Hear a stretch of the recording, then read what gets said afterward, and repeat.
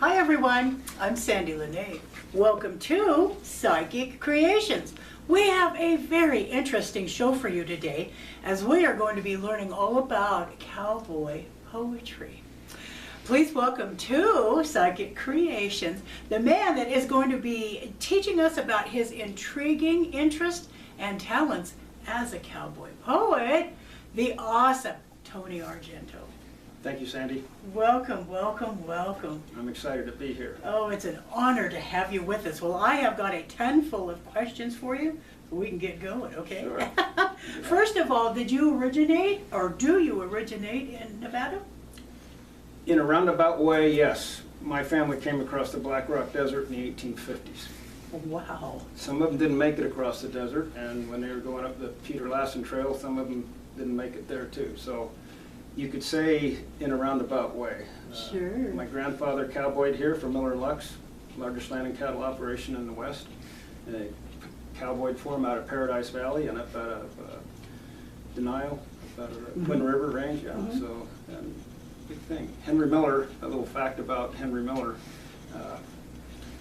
he was the only man ever to have in excess of 1 million head of branded cattle at one time. Wow. That's cowboy for you. He owned over 16,000 horses. So, wow. yeah, I grew up in Grass Valley. Okay. And Nevada attracted me because of its outdoors. And cowboy Nevada is one of the last of the frontier states, and I'm proud to be a part of that. I've been here a long time, but not since the 1850s. Well, darn. I was going to say, if you were, you look really good. Yeah, a lot of vitamin D. There you go. All right. Well, let's just get right to the gist of everything here. Could you please explain to our viewers just what cowboy poetry is? Cowboy poetry is based on values of expression on the life and experiences of the great American West and the iconic cowboy. And its history starts back in the 1860s, the Civil War. The fellers, how would I say it, they used it as a form of entertainment after the end of a hard day.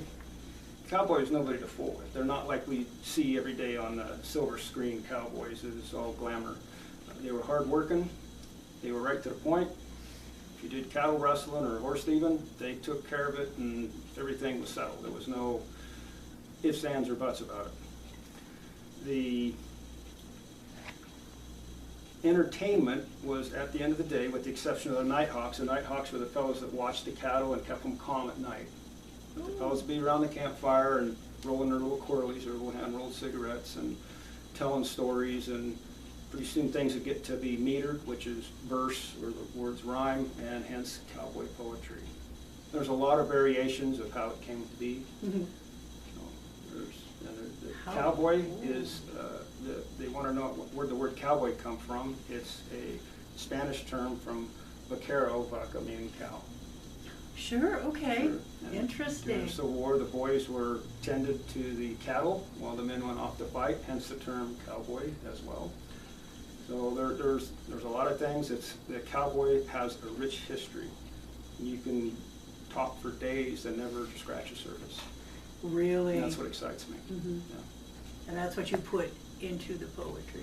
Yeah, I like to, when I entertain the audience, I like to, when I have the time to do it, depending on the time that the sets give me, I like to incorporate history behind that. Yeah. A lot of people may not know different things. Of course, their background, their families were cowboys. We didn't have refrigerators to go to, and we didn't have vehicles, so we were around livestock. And the cowboy, in general, they're genuine, they're patriotic, and they're down-to-earth people. Agriculture.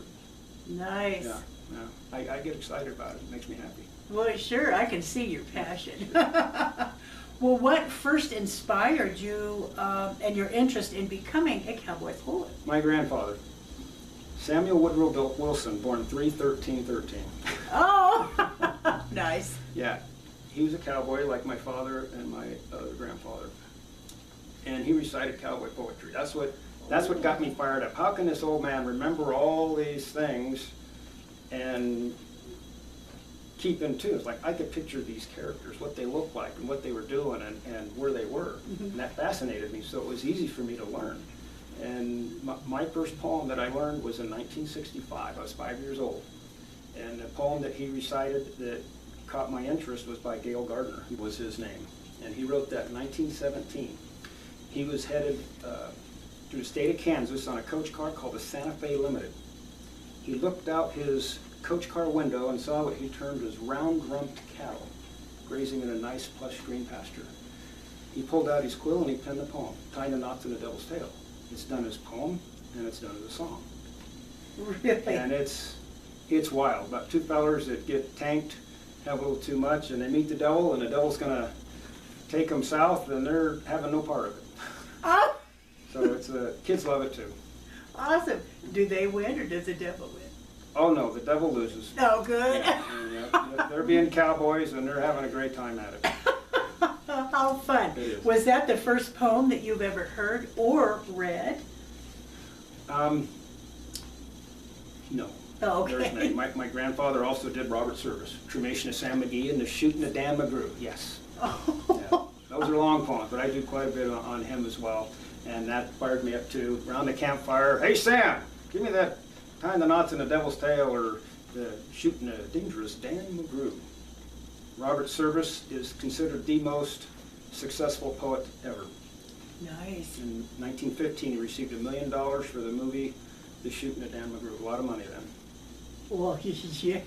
Wow. Yeah, so there's a lot of little things. And it just keeps getting better. Just keeps Yeah, getting yeah, better so- and better. So many poems, there's many poems that struck my interest and I followed with that. So it was easy to be in front of a group in school when you had to get up and recite something, the Gettysburg Address, all those things. Lincoln's my hero. So.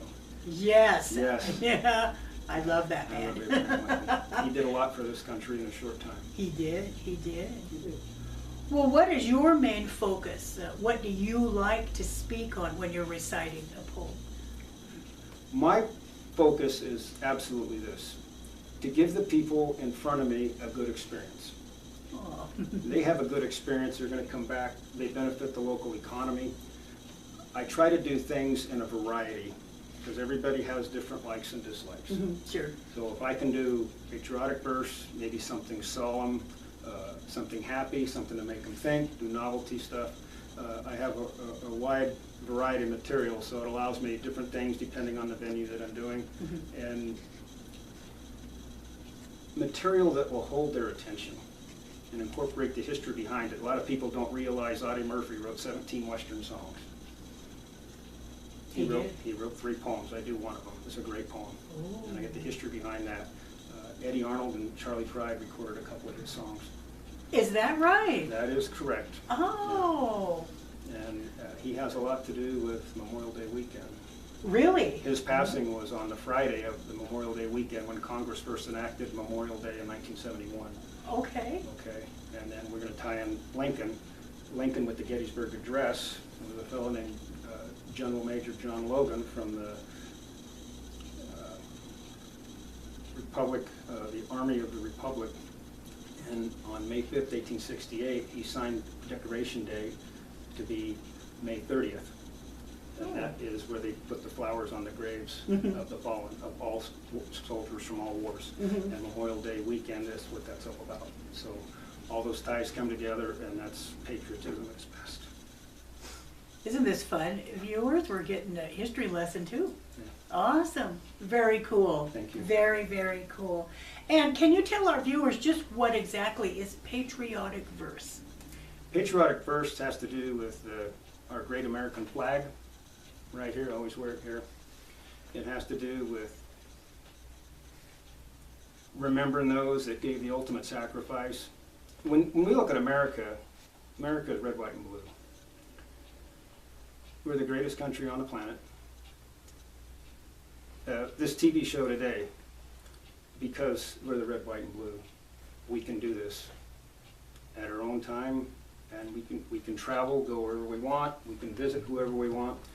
That's patriotism. Patriotic verse has to do with American soldiers, those people that have their patriotism in their heart. Maybe many didn't serve, but their patriotism is still here. They do things to volunteer. It excites me. I love it. And I always incorporate, when I write my own material, I do my best to incorporate patriotic verse. Really? Yeah. Mm-hmm. If I can, I'm able to, I'll put that in my material Sure. Mm-hmm. when I write. Do you like to write your own poems? Yes, I do. Because there's a lot of subjects that aren't out there that I can go recite, like, okay.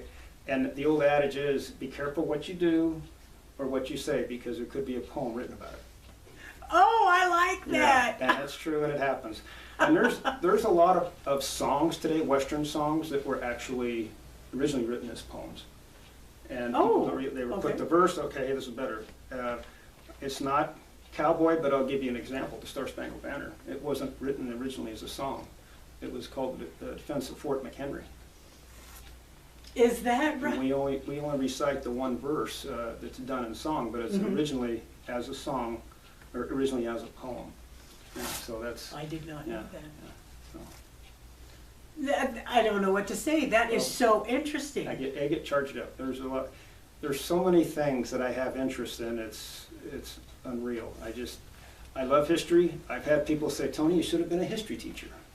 And I said, well, I was, but I found there's no future in it. Okay. You gotta have fun. That. Yeah. You have to have fun. You were asking me about my focus. My focus is that the audience, everybody's fighting a battle. Doesn't matter what it is. Finances, relationships, work.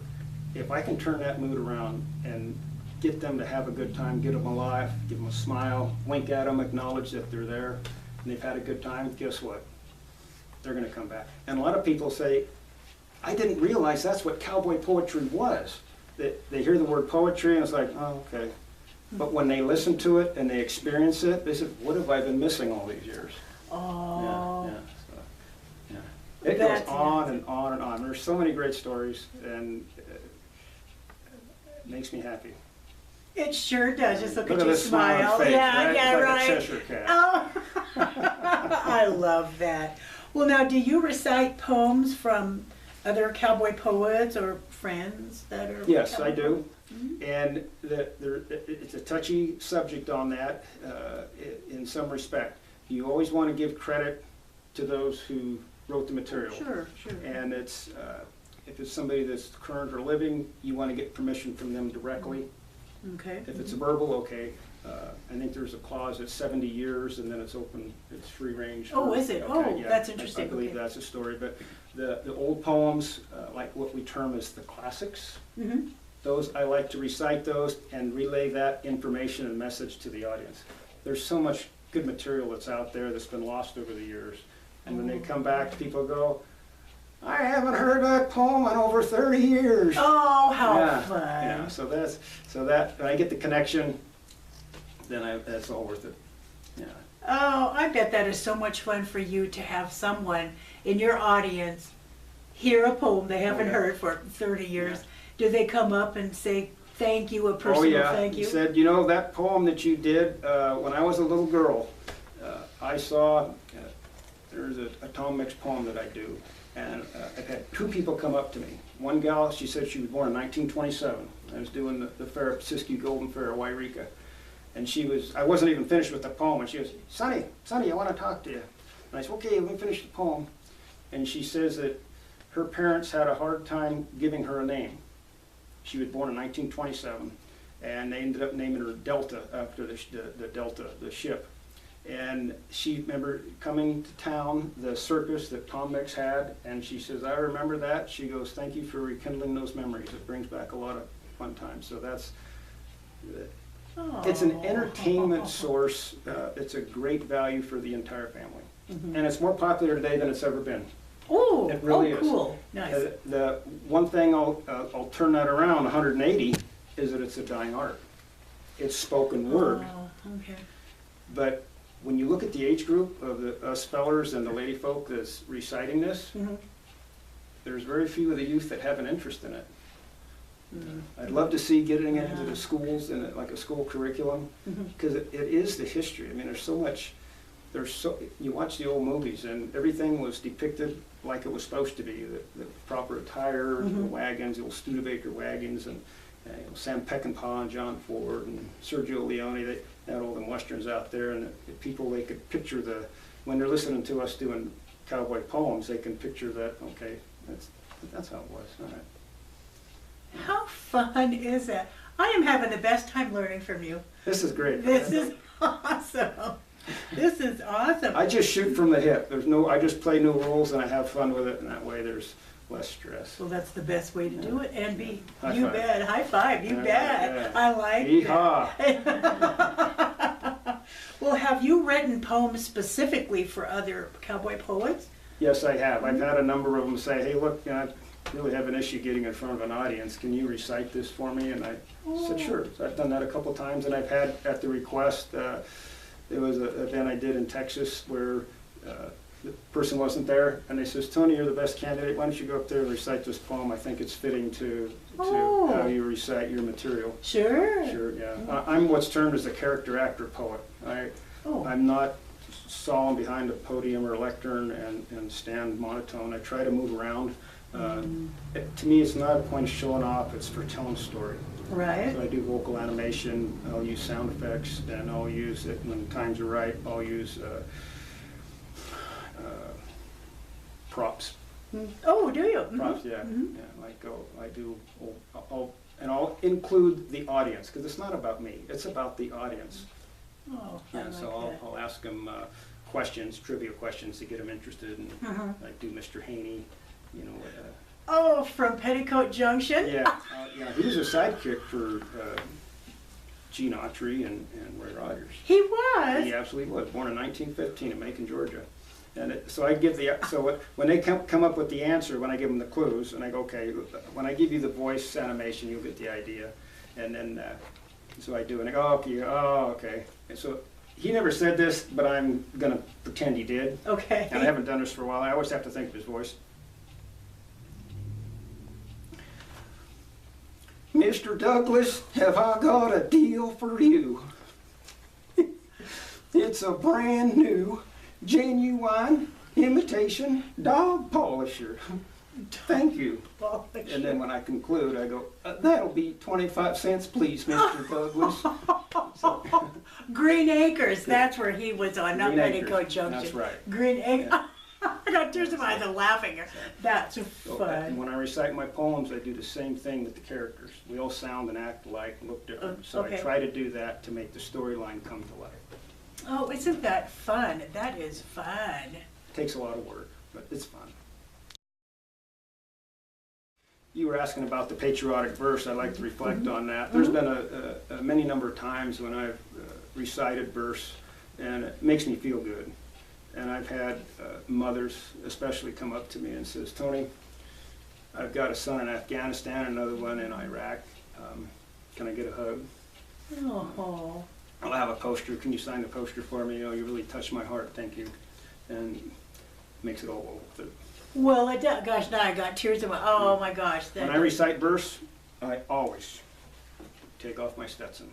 And that's respect for our American flag. Those men and women who served, thank you.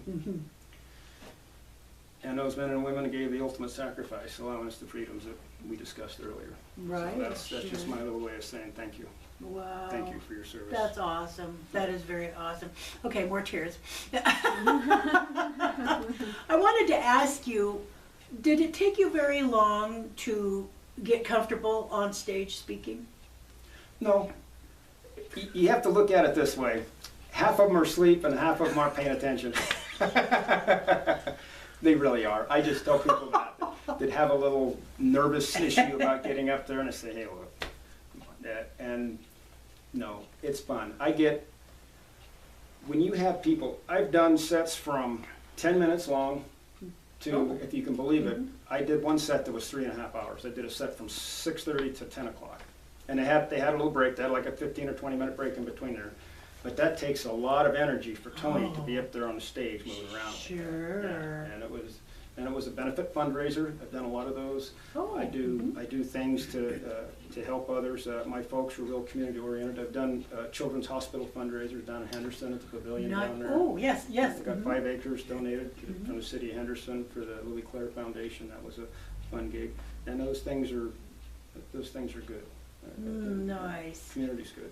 I'm happy with that. Well, sure. Oh my gosh, you've kind of been all over the place, haven't you? Oh yeah, I've been to Calgary Stampede, at the Stage of the West Stage, Kamloops Theater, or Kamloops, British Columbia up there, Forster Theater, a lot of local places here too. John Asquaga's Nugget for the Cattlemen's Convention on the celebrity showroom stage, and most all the casinos around.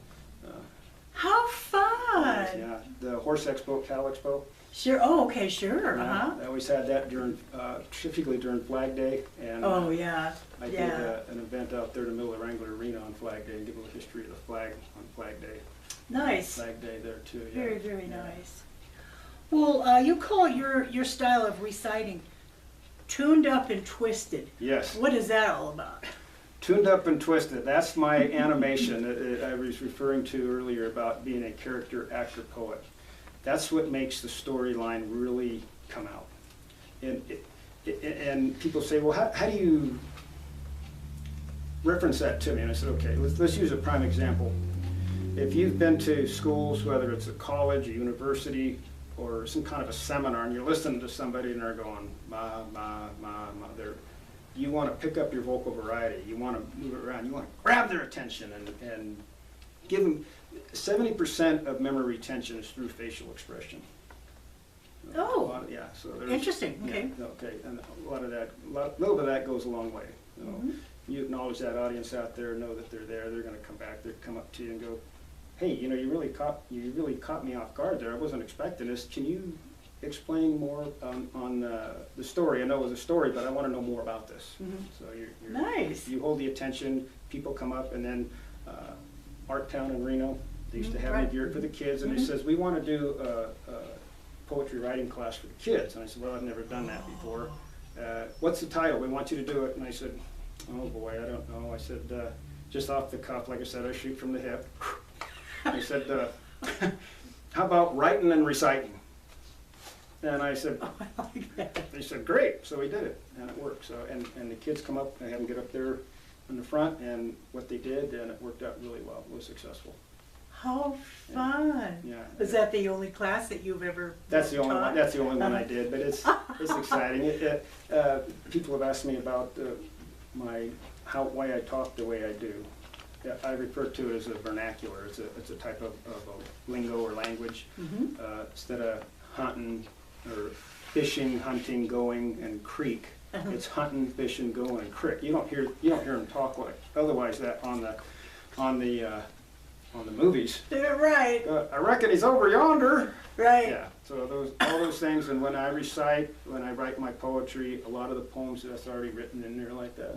So it's just, Toastmasters correct me, and it's like, okay, you got it, you're okay with that, Tony, we're good with that. Oh, really? They Yeah, did try and correct you? Oh, yeah. Oh, isn't that And something? I'm good with that. Yeah. They're good. That's to make people work better. You bet. Yeah, I'm all for that. Awesome. What were the most memorable places that you have recited? I love them all. The people make me happy that's there. When they get charged up, I get charged up, and I really throw it out there at them. I like here locally. The local people, there's some places when I've done material that's could be humorous, and I'm looking at them like, what? Oh. I know it's a regional thing, and other places they're like, one lady, she was so charged up, we was in Idaho, Genoa, let me backtrack here. Genoa is a phenomenal place. The people that put the Genoa Cowboy Heritage Festival on, I've been doing that for 10 years. Oh. Yeah, I mean, Genoa, the oldest settlement in Nevada, a lot of history there. Yes. You got the Carson Range in the background for the beauty and the effects. That is a phenomenal place. All the places that I've been to, there's no negatives. The people are genuine. The Calgary, I talked about being up there on the Stage of the West Stage. That was, that's kind of the ultimate, being up there. There's places here locally. I've been to the Elko gig. That's the granddaddy. That started in '85. And Vinton, I'm going to be there next year. Oh, that's okay. the oldest one in California at the Grange Hall. Okay. I've entertained there a number of times. That's a really good one. And people travel from all points to get the entertainment.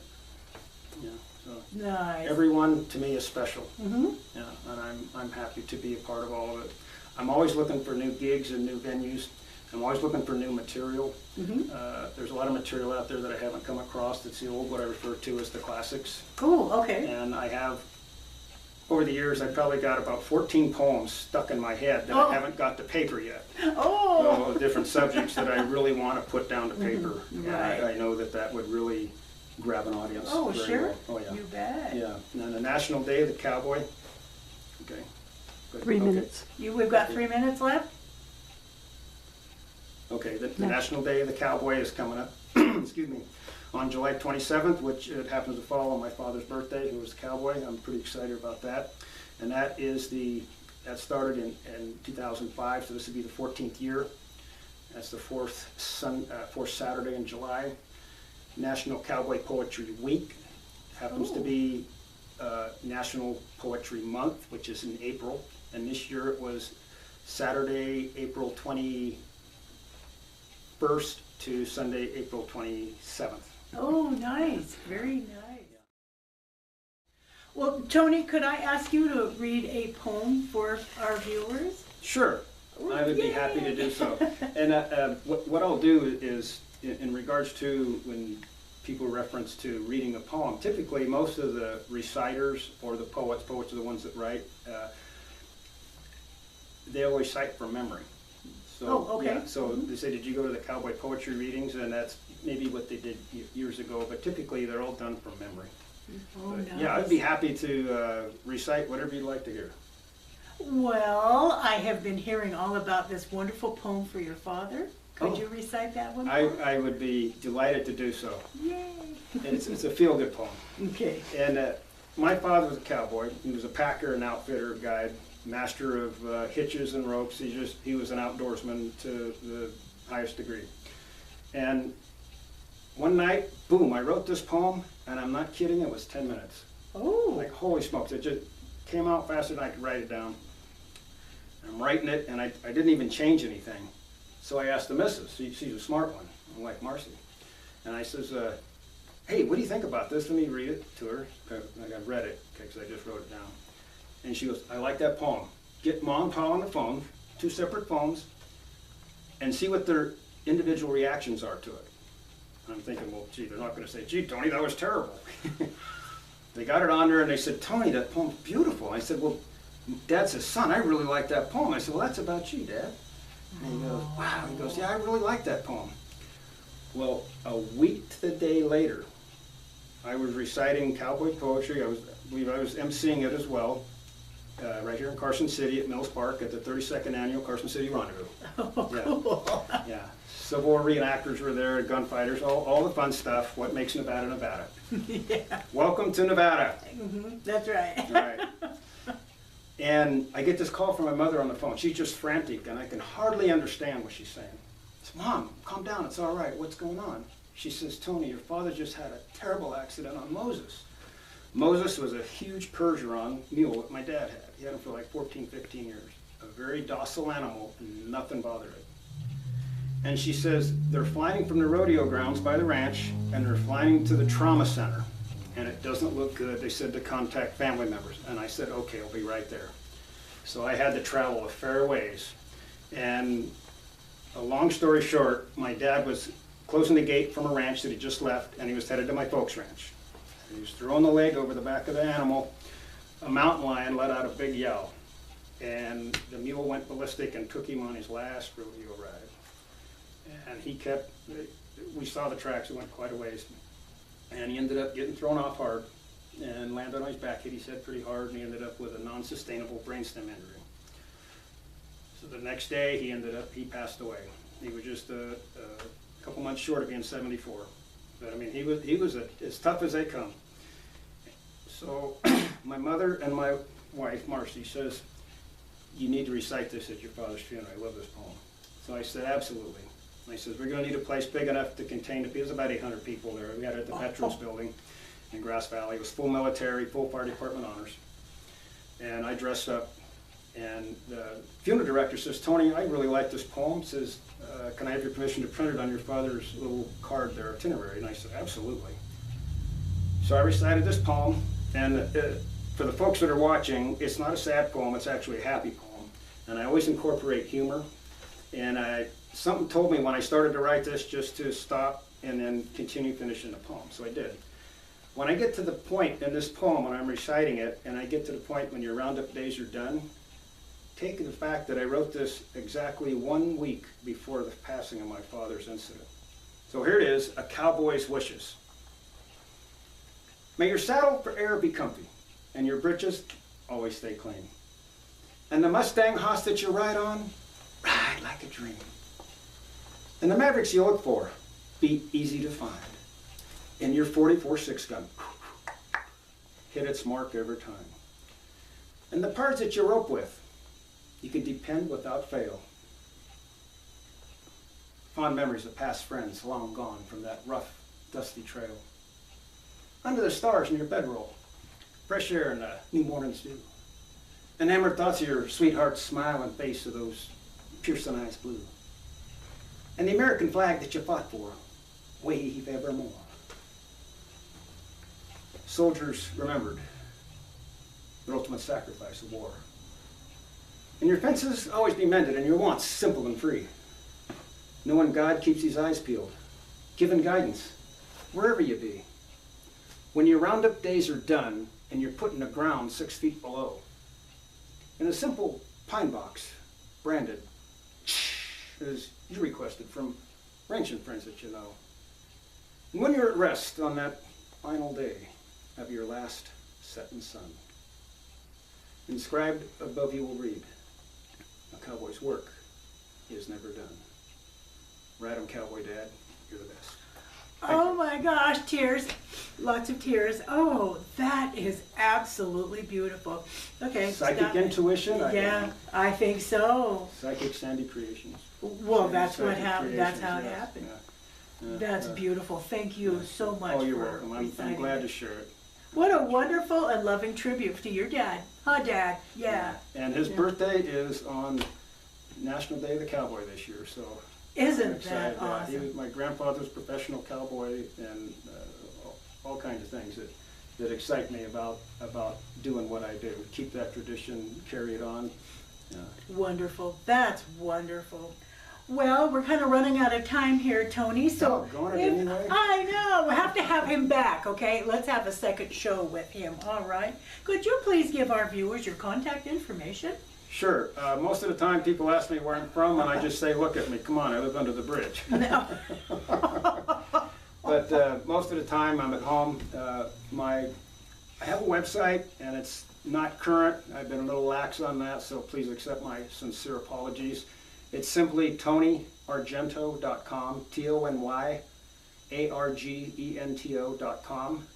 And my telephone number is 775-826-5760. Love to hear from you. Makes me tick. That's what this is all about. If I can share that experience, then all the better. Nice. Nice. Well, Tony, thank you so much for being on this program today. You are wonderful and I'm awesome. honored to be here. Oh. You make me a happy camper. Oh, well, that's great. And we're all crying here. All the crew is crying here. Still over your father's poem still. All right. Thank you so much. Thank you. Now, if you would like to be a guest on Psychic Creation, please know that we have lots of wonderful interviews from people from all walks of life and skills, like Tony here. You can contact me at my website, which is www.sandypsychicstones.com, or at my email address, which is admin@sandypsychicstones.com. Thank you so much for watching Psychic Creations, and we'll see you next show.